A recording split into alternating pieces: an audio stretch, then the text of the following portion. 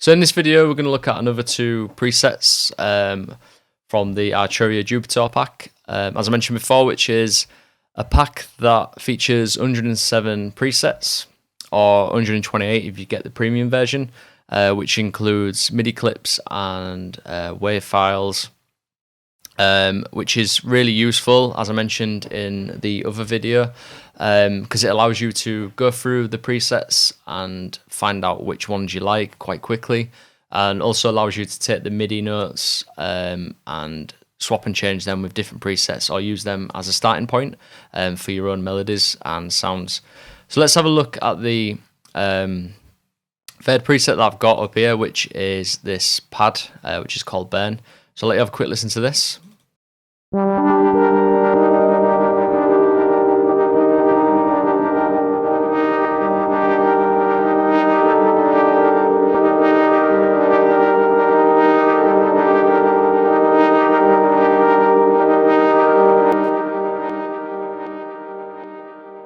So what I really like about this preset is that it's really ambient and washy, quite dense, and also it feels like it's got a lot of release on it as well, so as the notes play they seem to carry on quite a while as well, which could be to do with the release time and also maybe the effects as well.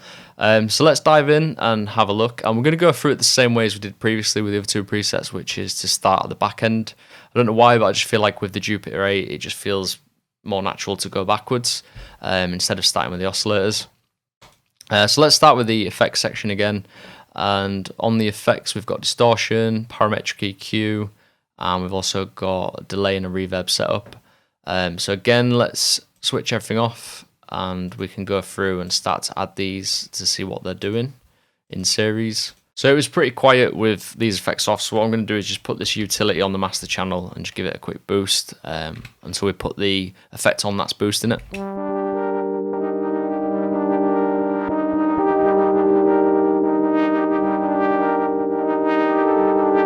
So there we've got the sound with no effects on. This is with the distortion on.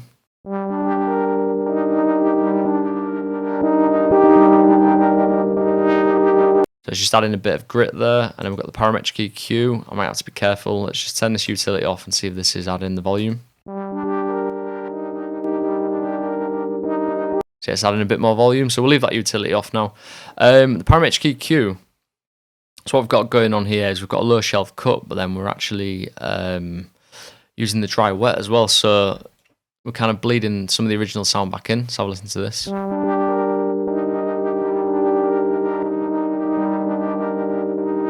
So yeah, it's kind of brightening the sound a little bit. There's no modulation or anything going on there, and we're just having a little bit of a boost there. So it's just kind of sculpting the sound a little bit further, just quite subtly. And then we've got this stereo delay.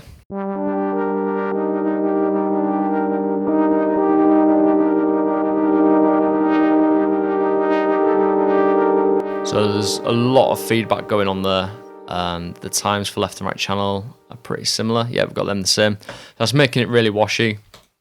And then finally we've got this stereo reverb on as well, which is set to 19%, and a bit of pre-delay, a bit of damping, quite a big size on the reverb as well.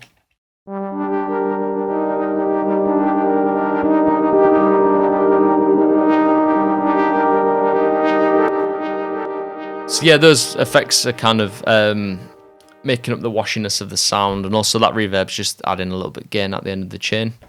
Let's move through these other sections, see if we've got anything going on here. So the Galaxy, yeah, we've got resonance and cut-off affected by the Galaxy. It's got this quite crazy pattern going on here. Let's turn these off, and then we'll bring them back up and see what they're doing.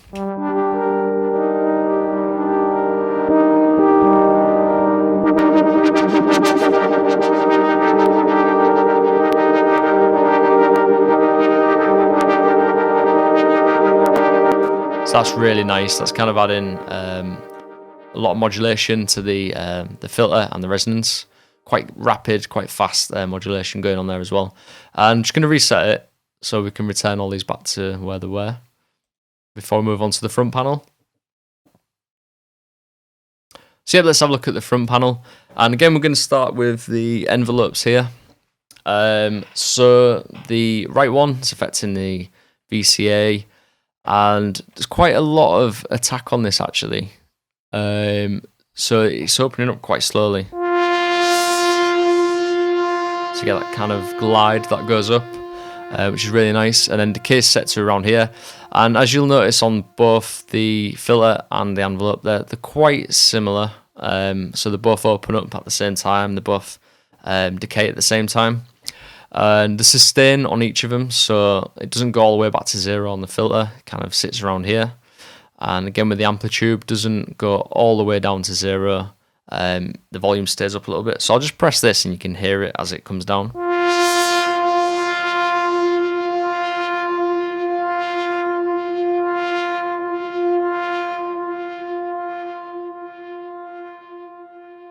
Sorry, if you wondered why I was bringing my hand up before, it was a bit weird. It's just so I can demonstrate that I've released the note, and you can hear the resonance carries on a little bit further as well. So it's quite a nice sound the way it kind of rises and then falls and then carries on. So yeah, that's the envelope section. And like I said, that's affecting the amplitude by default, the second one.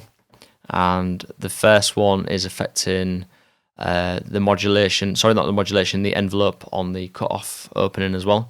So if we bring this down, it sounds like this. Bring it up, you got this going on. And it's set to a 24 dB slope. And we've also got a little bit of high pass, high pass cut on there as well, high pass frequency. So that's getting rid of all of the rumble and the bass tones below 300 Hertz. If you wanted to add them back in, obviously just bring that down. So that's that section. Let's move on to the VCOs, the oscillators, and we're going to play around with this mix knob and see what each of the oscillators are doing.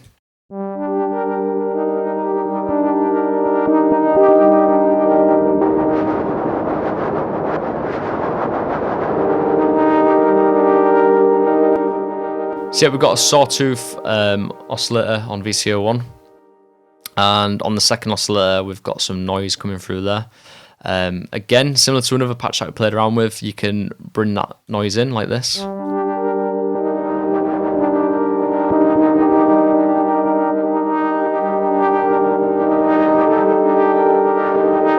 you can kind of modulate that up and down with automation just to add a bit more interest. That's pretty much it for the VCOs. There's no modulator going on the pitch. There's no FM going on. Pulse width, we're not using that because again we're not using the pulse waveforms. And LFO for this patch is, let me see if that's doing anything. Yeah, so we've actually got LFO on the filter. So this is set to a sine wave, quite a slow sine wave, so you can see the bleep in there. That's the rhythm of the sine wave. And also there's a bit of delay time going on as well, so the LFO doesn't come in straight away. It waits for a bit and then it comes in. So let's have a listen. Just try and listen out for the modulation. I'll turn it up on here.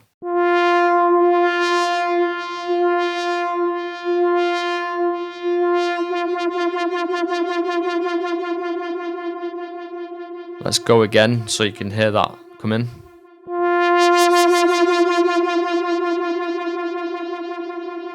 So it comes in fairly quickly, but it just waits a little bit and then it glides in, which is quite nice. Detuning, we've got halfway up, so we're adding a bit of detuning to the notes and the oscillators. Then lastly, we've got a bit of portamento as well, so I'll bring this down, I'll press play and we'll just bring this in, you can hear what this is doing.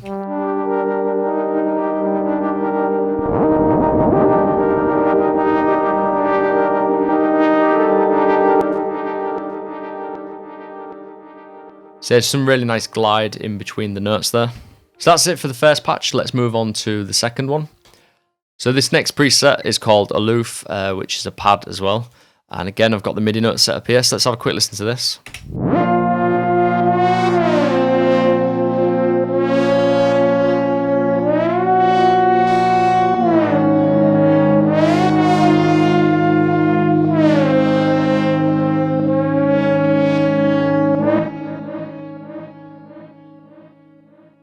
As you probably guessed, up to now I'm a bit of a sucker for gliding sounds, so sounds that sound kind of really glidey and the glide between the notes and the really like ambient sounding as well. So I just instantly liked this patch also. And again, let's go through the back end and we'll work our way through. and see what makes up this preset. So let's start with the effects section again, and again I'm going to switch these off.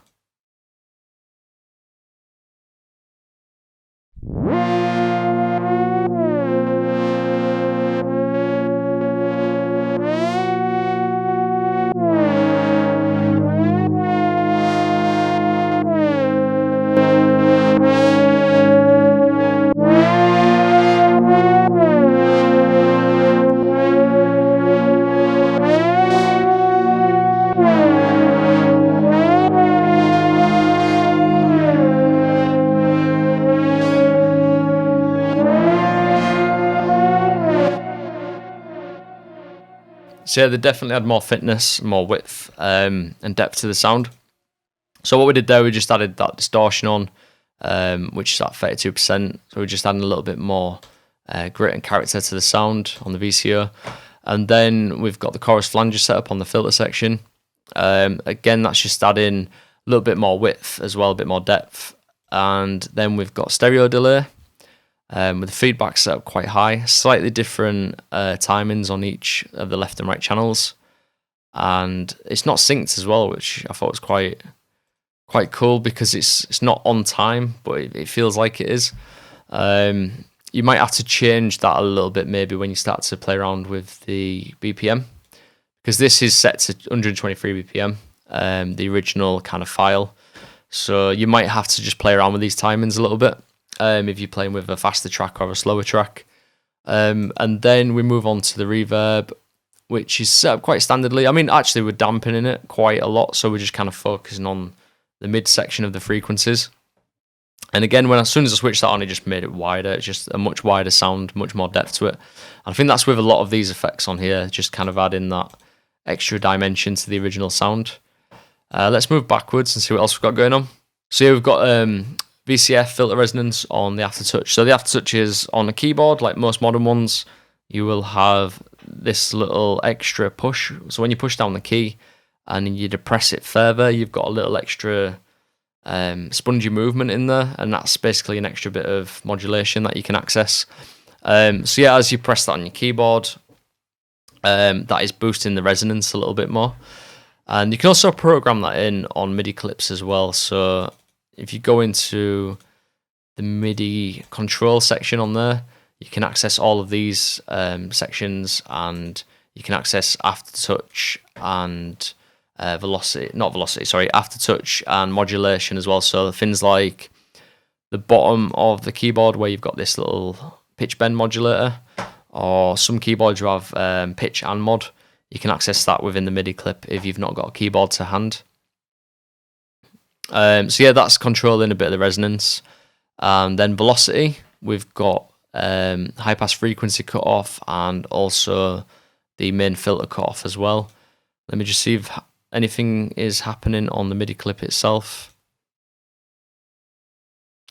So now we've got all these notes kind of turned up all the way, but let's bring them down and see what that's doing.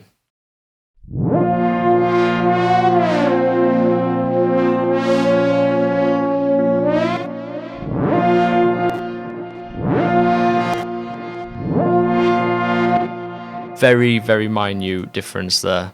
So yeah, it's just kind of, for me, it was kind of sounding like it was dampening a little bit, maybe because of the high pass frequency cutoff going up. But yeah, it's just a minor touch that. And let's have a look at the Galaxy and see what that's doing. So Galaxy, we've got some modulation going on the cutoff just on one of the axes, which is this one. Let's turn that down and I'll bring it up.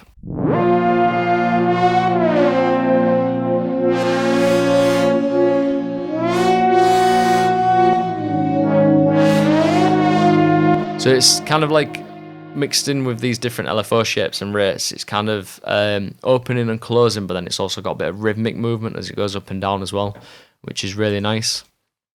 So that's the modulation section on the back. We're going to look at front panel. So in this envelope section, we're going to look at the two different envelopes, which are quite similar to each other. So the left one again is the filter envelope, and the right one is the amplitude envelope, so the VCA. And we've got, on both of them, we've got some attack, so it kind of waits, then it comes in, glides in.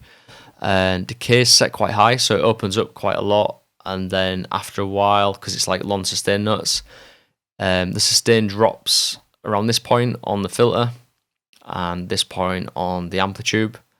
So not all the way down, kind of halfway.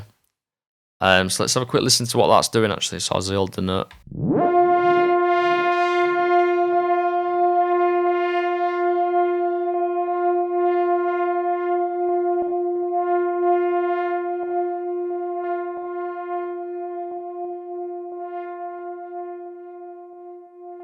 So again, just pulling my hand up so you can see that I've released it. So yeah, it takes quite a while for it to drop back down to the sustain part. And then when you release the note, you've got this really, really long release as well. So it's a very sustained sound that carries on for a while. Very slow sound. And let's move on to this next section. So VCA, we've got no modulation going on here. We've got some keyboard follow. So obviously as you go up the notes, the filter goes up as well. Filter modulation from the LFO. Yeah, so we've got the LFO waveform set to noise, which is a random LFO, and the rate set to 2.98 hertz, and delay time, so it doesn't come in straight away. It takes a little bit of a while to come in, and then that is, like I said before, that's affecting the cutoff frequency as well. So it's modulating the cutoff frequency, but randomly. So instead of like a waveform, like a sine wave or a triangle, it's moving around randomly. And then we've got the resonance turned up a little bit as well, and it's set to 24 dB slope. And then the envelope, so this bit here, we've got that set up to halfway. So let's just play around with this. So if I bring it all the way up, and then back down.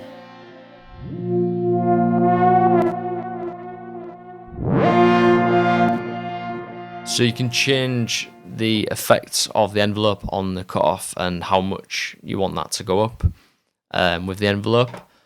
And next we've got the high pass frequency. So this is set to 182 hertz to get rid of like the low end kind of bass rumbly type stuff. Again, if you're going down a couple of octaves or whatever, you might want to bring that down to let them through. And then source mix. Let's have a listen to the different oscillators.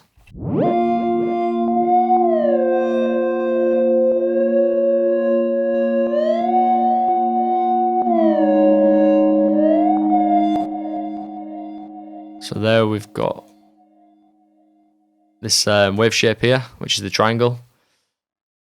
And if we go over to oscillator 2,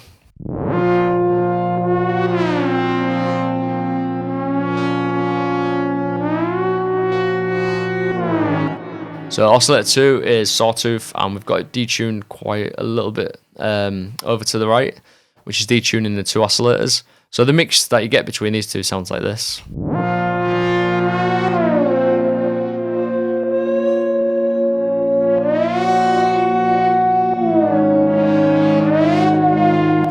So the oscillator one's just kind of adding this nice little ghostly triangle tone to the second oscillator. So I'll just reset that actually, just so we can get it back to normal. So yeah, there's the relationship between the two oscillators. So let's move on to the next sections. So as you move across, pulse width modulation, don't worry about that, because again, we're not working with the pulse waveform. There's no modulation on the pitch or anything like that, or envelope. And yep, envelope was LFO we talked about earlier, so we've just got that set to random. And let's have a look at these next sections. Detune, we've got up halfway, so it's detuning the notes and the oscillators a little bit. And portmanteau is up a lot, so we've got that quite high. Let's have a listen to it without it on, and then I'll push it back up again.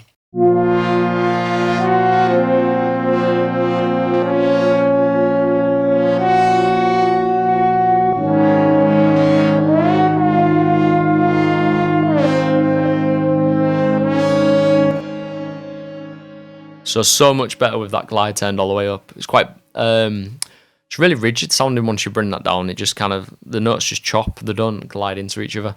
So that portmanteau is a big part of this sound, I think, really important. So yeah, there you go. There's two presets, two pad presets that we've looked through for the Jupitor pack. I hope you've really enjoyed that and you found it quite useful to just kind of go through the patches, deconstruct them, and see what makes up both of the patches. And I hope that's helped you understand this plugin a little bit better, to kind of navigate your way around it. And next, I'd like to know, are you guys using the Arturia Jupitor 8V a lot? Have you used this pack yet? How are you finding it? Have you got any favorite presets? Please let us know in the comment section below, and I look forward to checking those out. Thank you, and I'll catch you next time.